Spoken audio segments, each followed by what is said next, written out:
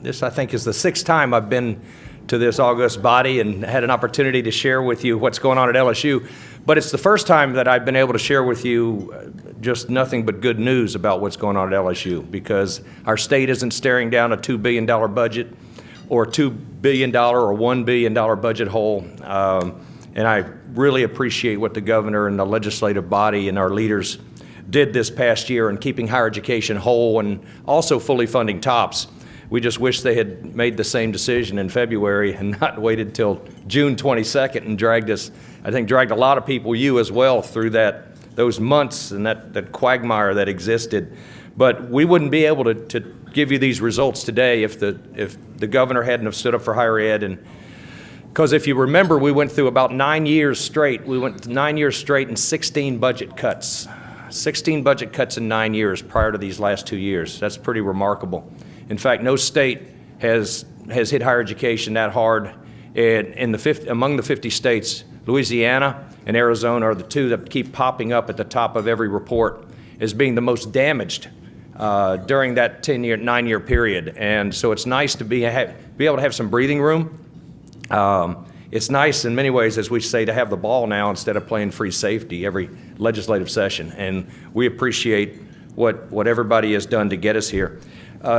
There are a number of great things going on at LSU. First, let me just commend Ochsner and the folks at Ochsner Health Systems up in Shreveport. We signed a partnership agreement with our medical school in Shreveport, which will basically put our medical school in Shreveport on sound financial footing for years to come. And Ochsner is going to be a great partner up in Shreveport. And as you know, we've had problems with the previous partner just on the financial viability of that partnership. But we got 1,000 med school students up in Shreveport and 3,000 down in New Orleans. And we're the primary supplier of healthcare professionals to this state. And the work that our medical schools in Pennington do throughout the state is absolutely vital to the health of our region, the health of the city, and the health of the state. Now, sort of coming back to the main campus, I'm very pleased, and we've got our team here, our admissions team, and others to brag about a number of things. Number one is because we had a stable budget, we were able to bring in 157 new faculty, the largest single faculty cohort in 6 years to our campus. During those tight budget years where we were looking at cut after cut, we would see about 75 faculty either leave or retire, and we could only replace a couple dozen. This past year and the last 2 years, we've been able to pull in faculty cohorts of 133 and 157, which are the two largest faculty cohorts, certainly in my tenure at LSU. And they're coming to us from the best universities in the country and the world. They're coming to us from Oxford, they're coming to us from Berkeley, UCLA, a couple from Wisconsin, Michigan, Harvard, Yale. And those are your new neighbors that are around you. And that's one thing LSU has a unique mission to do is to go out and bring the best and brightest to Louisiana, bring the best and brightest faculty to Louisiana, best and brightest staff to Louisiana, and as I get into it, the best and brightest students to Louisiana. For about 5 years, we were criticized over and over again about losing many of our best and brightest to Alabama or Florida or Arkansas because of merit-based scholarships and other scholarships that were being put on the table. This past year, we decided to become the aggressor on students. And we completely revamped our admissions process. We revamped the staff that we have, and we actually caught up to what's going on around the United States, which is that we're going to go out and not only keep our best and brightest in Louisiana and work hard to do that and work daily to do that, but we're going to go out and steal everybody else's like our students have been poached. And it just reminds you that when we get a student from Texas or from California or a kid from Florida, that those states have already invested $100,000 to get that student from kindergarten through their senior year in high school. And all we're doing is taking their economic advantage and bringing it right here to Baton Rouge in Louisiana. And we don't talk a lot about international and out-of-state students, but Minnesota figured this out in the 70s when they had a reciprocity agreement with every state around them, including the province in Canada right above them, to bring those kids to Minneapolis and to build the Minnesota economy with Minnesota kids, but also Midwestern kids. What we can do that no other university has the ability to do in this state is to go out and get the best and brightest and to bring them to this state and keep our best and brightest. So I'm pleased to share with you the fact that this year is not only our largest of the 5,800 students we have coming to LSU, the largest freshman class in our history, but largest out-of-state class, the largest in-state class, the highest achieving class. This is the highest achieving class we've ever had. The freshman average is a 3.55. The SAT average is a 26. And so this is the highest achieving average class that we have brought to LSU. Our 30 and 32s and above ACTs are up 42%. Our honors college grew by about 45%. Students that had to have a 3.5 and above. So in many ways, we're bursting at the seams for all the right reasons. And we're bursting at the seams with new faculty. We're bursting at the seams with the best, largest, most diverse class that we've ever enrolled at LSU. And it actually is it's a great fall for us, and I haven't mentioned football yet, and I appreciate all you being here because I know Coach O has his press conference right as I'm speaking right now, but this couldn't be a better time for LSU. And with a stable budget that's been given to us by the governor, with the potential of putting more money into higher education and bringing back some funding to higher education, which the governor has told us he's going to work to do, and Kim Hunter-Reid and the Regents said that that's going to be their top priority, is in the next couple months putting together funding and start recovering from where we put ourselves in from that decade. It's a great time to be pursuing public higher education in Louisiana. I'm also pleased to note that not only has our enrollment grown, and this is the largest freshman class, but throughout the state, we've got record-setting enrollments at many of our institutions. At LSUS, LSUE, but also at many of the UL institutions are seeing record-setting enrollment, which is a good thing for Louisiana because more kids are deciding to go to college. There's 40% that don't go anywhere, and we've got to solve that problem. Whether they go to LCTCS, Southern, or four-year institutions, these numbers look like they're going to be one of the best years in the history of Louisiana in students pursuing college. We now rank #1 in the nation as a state in students filling out the financial aid form, filling out the FAFSA, federal financial aid. So we're not leaving federal money on the table because kids didn't sign up for financial aid. Also means more kids are going to college. That's good for everybody. That's good for every one of our communities in keeping our best and brightest and going out and attracting some of the best and brightest from other states. Just to share with you some of these numbers, just to tell you a little bit about this class, this is about 900 more students, freshmen, coming in than we had last year. Last year we had a problem. The TOPS issue and a number of other issues, we were down to 4,900 freshmen.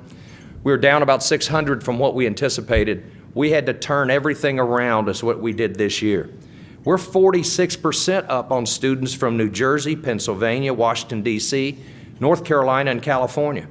We're 44% up from our biggest supplier of students out of state, California.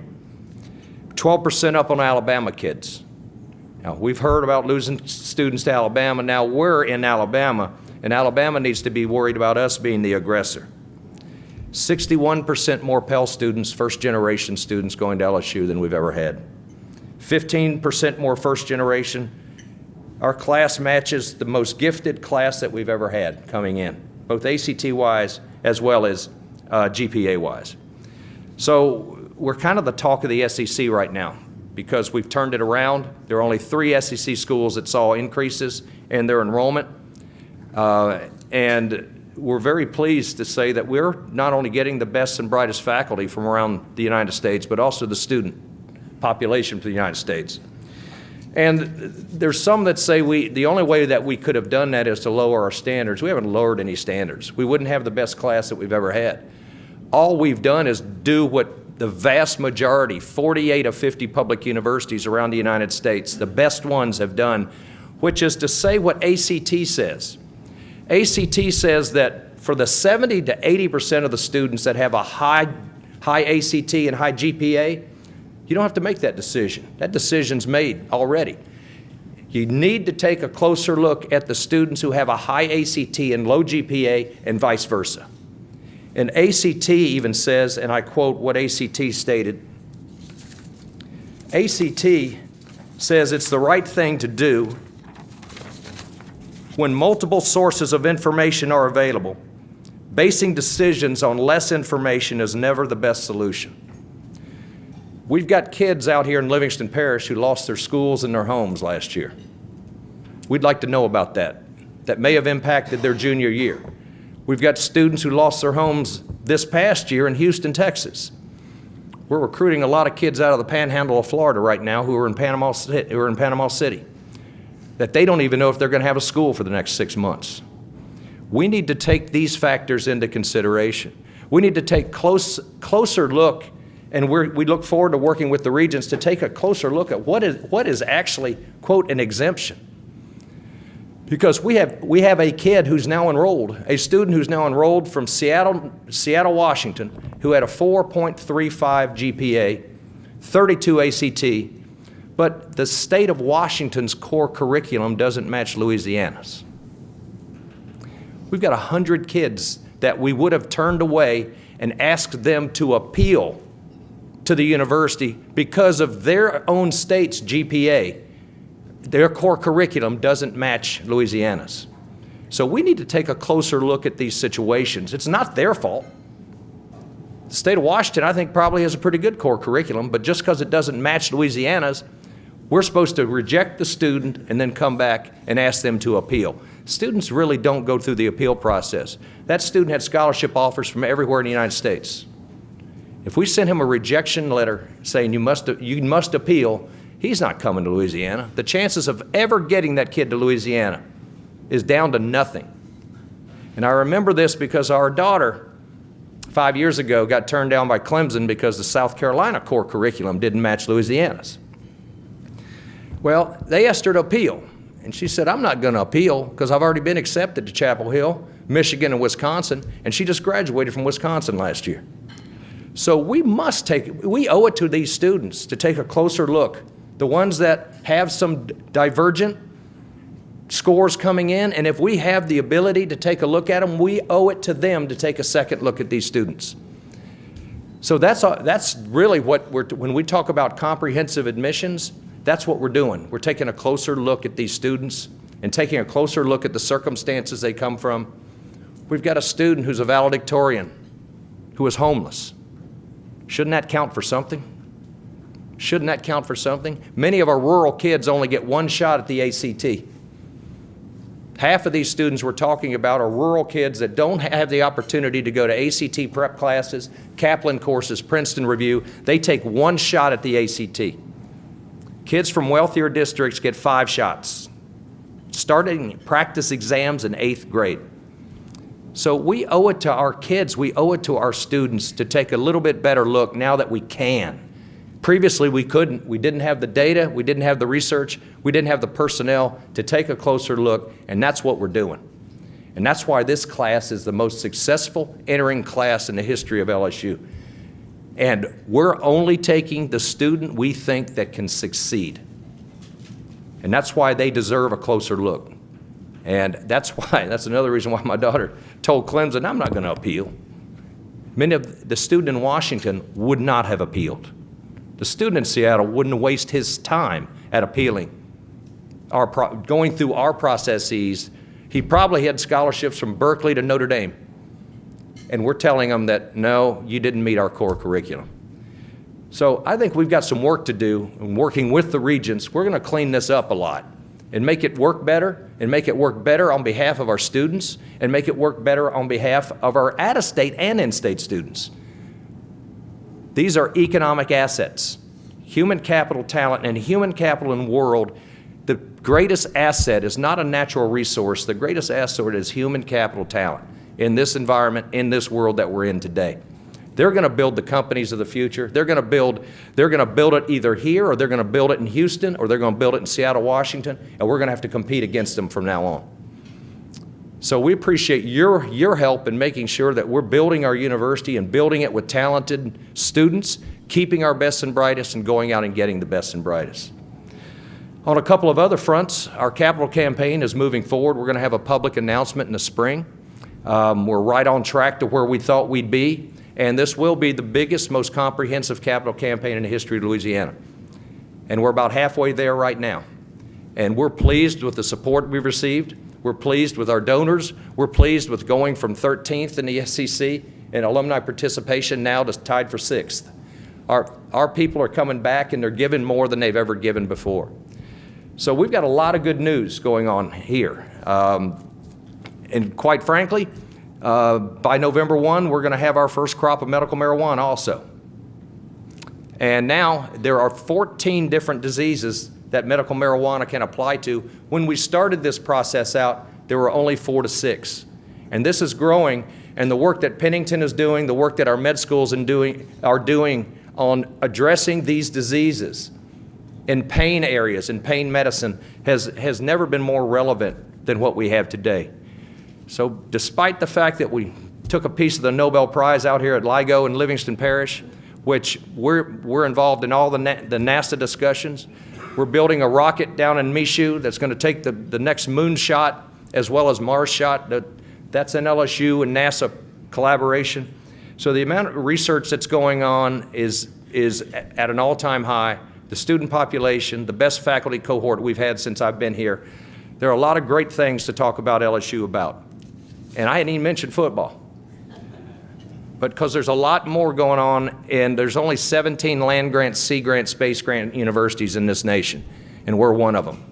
We're working on Ebola, trying to solve the Ebola problem, West Nile virus. All of these issues that our faculty and students are working on are the issues that our families and citizens deal with each and every day. So we appreciate your recognition and just understanding that LSU is a unique university in this state. We're the most equipped to get the best and brightest and to keep the best and brightest. We know that's our mission, and we know that's our job. We don't just expect to beat Ohio State and UCLA on the football field. We expect to beat them in the classroom.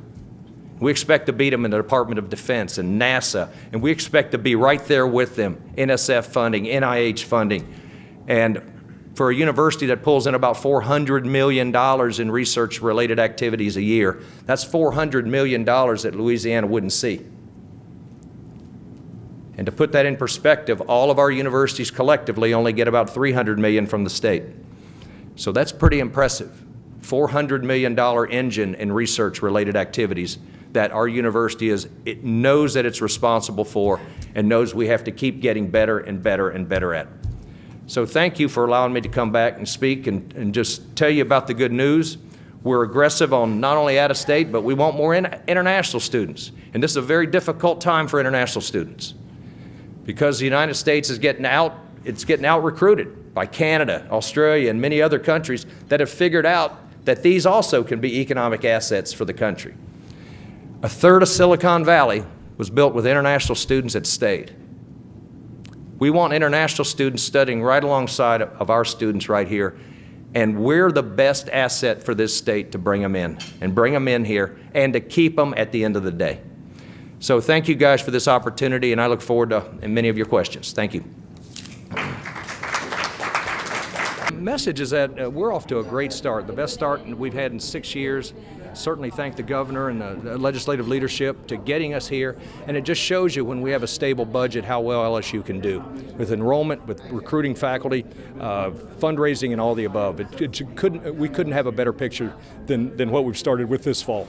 What have you seen in this terms of this year's freshman class? Average GPA of 3.55. So you can actually grow and have the highest achieving class, which we just achieved this past fall. What would you attribute that to? Aggressive recruiting, not being complacent and going after students and recruiting students in every parish of this state. We're up 30% in New Orleans, we're up 14% in East Baton Rouge, but we're also up 41% in Texas. So we revamped our entire admissions process and became the aggressor instead of the one that was way too complacent in this important and more competitive environment. And how does your new admission standards work? New admission standards, really, we still require the ACT and GPA.